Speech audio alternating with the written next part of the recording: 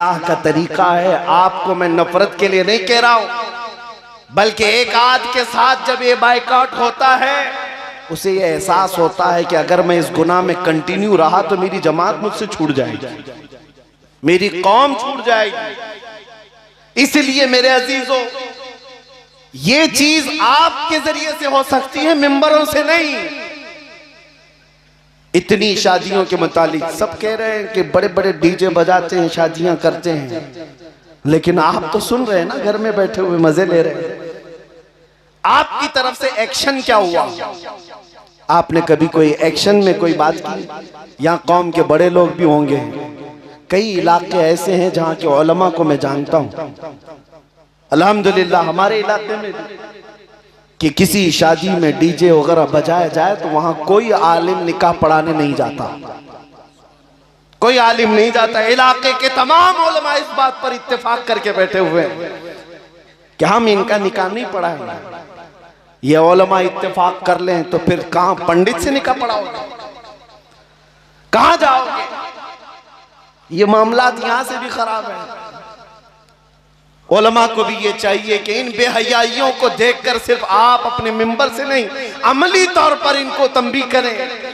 अगर आप नहीं बचेंगे तो हम में से कोई नहीं आएगा। और एक ही आलिम न करे, उलमा में अगरचे इख्तिलाफात चल रहे होते हों, आधे इस जमात के आधे उस जमात के, और आप जाकर के डीजे वालों से कह दें एक जमात के उलमा वो वाले नहीं आएंगे तो हम तो आएंगे, हम पढ़ा देंगे, फिर कौम मजाक बना देगी उलमा का, कौम मजाक बना देगी। और आपको पता है आज होता है, तलाक दे चुके होते हैं, दारुल इफ्ता में आते हैं, जवाब मिल जाता है, लेकिन वो ऐसा मुफ्ती ढूंढ रहे होते हैं जो हलाल कर दे, बार बार ढूंढते रहते हैं। मियां मसला तो बयान हो गया, कुरान से बयान किया, हदीस से बयान किया है। क्यों? इस कौम को पता है कि उलमा में इख्तिलाफ रहता है, वो एक दूसरे का इख्तिलाफ का फायदा उठाते हुए अपनी मन की बात हासिल करना चाहता है। इसलिए यहाँ उलमा की इस्लाह बहुत जरूरी है, उलमा का इत्तेफाक। अजीज़ान गिरामी औक़ात, कहने को बेशुमार बातें हैं। अगर तुम इस फरीज़े को ना उठाओगे, इस फरीज़े पर अमल ना करोगे तो आगे की नस्लों के लिए बड़े बड़े बड़े चैलेंजेस हैं, बड़े चैलेंजेस हैं। आज मैं इस शेर पर आपको ले आना चाहता हूँ, उठो वो गर न हश्र न होगा फिर कभी, दौड़ो के जमाना चाल अपनी चल गया। आपको पता है जब तूफान हो, आंधियां चल रही हो, उस वक्त बंदे की जिम्मेदारियां क्या होती, क्या करेगा? ये नाचने वाले अपने शादियों में मैं उनसे पूछना चाहता हूँ, जरा बराबर अपने दिल में तुम्हारे ईमान बाकी है और एहसास बाकी है?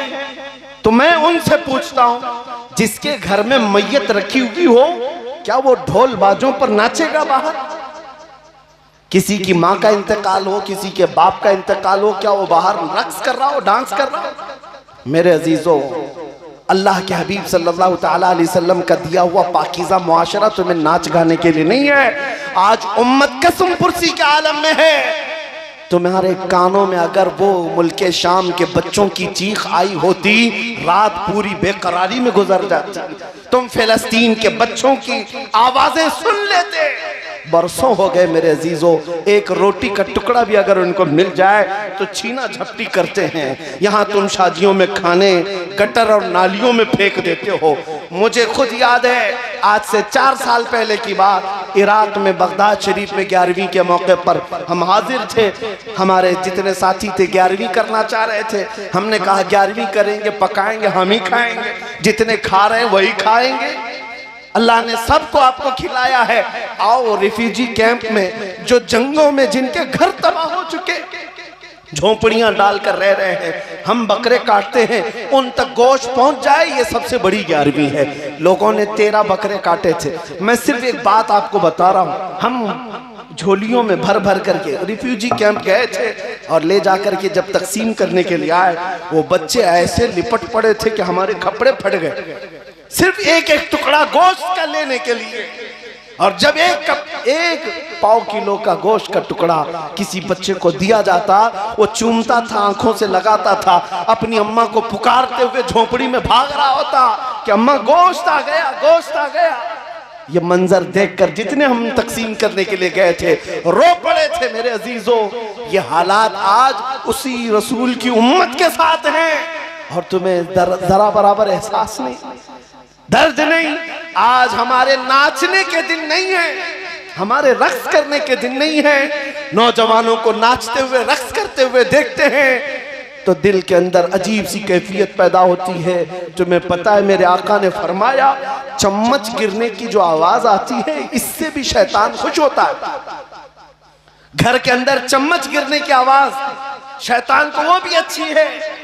और जब औरत, इसीलिए बुजुर्ग फरमाया करते जो पायल पहनती है उसमें घुंघरू लगे होते, मना है क्या उसके पायल के घुंघरुओं की आवाज पर शैतान नाचने लगता है। ये तो छोटी छोटी आवाजें, और तुम जो डीजे लगाते हो उससे तो पता नहीं कितनों के कलेजे फट जाएं, कितने हार्ट पेशेंट मर जाएं, कितनों के घरों के सामान हिल जाएं। तुम इतनी बड़ी बड़ी आवाजों पर रक्स करते हो और क्या करने जा रहे हैं, क्या करने जा रहे हैं। कहते तो है हम सुन्नत रसूल को आबाद करने जा रहे हैं, शादी सुन्नत रसूल है। भला ये मुमकिन कैसे है, मेरे नबी की सुन्नत अमल करने जा रहा है, हराम तरीके से इब्तिदा। ये पॉसिबल नहीं हो सकता, ये मुमकिन नहीं है। अजीजा ने गिरामी वकार, तुम अगर मुस्तफ़ा करीम सल्लल्लाहु तआला अलैहि वसल्लम के सच्चे मोहब्बत करने वालों में हो, इश्क करने वालों में हो, तो तुम ये तमाम चीजें भूल जाओगे। एक बुजुर्ग ने फरमाया, कितनी प्यारी मिसाल है, कितनी प्यारी मिसाल है। एक यहूदी ने उनसे कहा, उस बुजुर्ग से कहा कि तुम्हारी कितनी जमातें हैं। एक मौलाना ये कहता है, एक मौलाना ये कहता है। यहूदी डिबेट कर रहा था। उन्होंने कहा है इख्तिलाफात है, कहा मुझे लाल पसंद है, इनको हरा पसंद है, इनको काला पसंद है, हम में सबकी पसंद अलग अलग है। लेकिन जब हमसे ये कह दिया जाता है रसूलुल्लाह की ये पसंद है, हमारी सारी पसंदें कुर्बान कर देते हैं। फिर हमारे दरमियान लाल काला पीला नहीं आता, हम उस पर चलते हैं जो रसूलुल्लाह की पसंद है। ये उम्मत का खासा होना चाहिए। आज ये फकीर कादरी आपके सामने आकर खड़ा होकर ये अर्ज कर रहा है, मेरे मुस्तफा को कैसा मुआशरा पसंद था, कैसा मुआशरा पसंद था।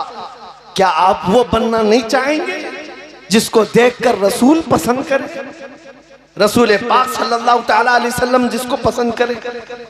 मुझे एक बात याद आती है, कमरे में था कुछ दिनों पहले किसी प्रोग्राम में, और एक साहब, एक नौजवान लड़का मुलाकात के लिए आया, सज संवर करके, बहुत उम्दा कपड़े पहना, उम्दा खुशबू लगाया, सुरमा लगाया आया।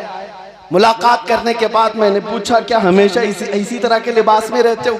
कहा नहीं, आज आपसे मिलना था इसलिए तैयार होकर क्या ये कपड़े पहन कर आया। मैंने कहा मैं तो एक बहुत छोटा आदमी हूँ, गुनहगार आदमी हूँ, आपने मुझसे मिलने के लिए पूरा हुलिया चेंज किया। क्या आपको खबर है अचानक एक रात आएगी जब मलकुल मौत रूह निकालेंगे और तुम रसूलुल्लाह से मिलने के लिए कब्र जा रहे होंगे, तुम कब्रिस्तान जा रहे होंगे।